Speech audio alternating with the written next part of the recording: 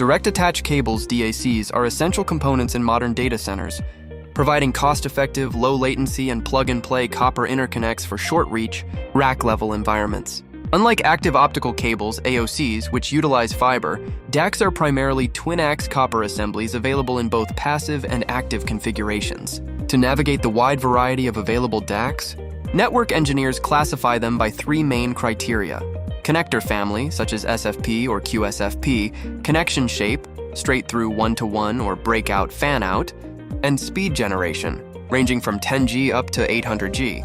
Breakout DACs like the popular 100G QSFP28 to 425G SFP28 serve as critical topology tools, allowing data centers to efficiently scale access layer density without upgrading all network layers simultaneously. Ultimately, for short-reach physical paths, DACs offer significant operational advantages over traditional transceivers and fiber patches by reducing component counts, simplifying installation, and lowering overall deployment costs.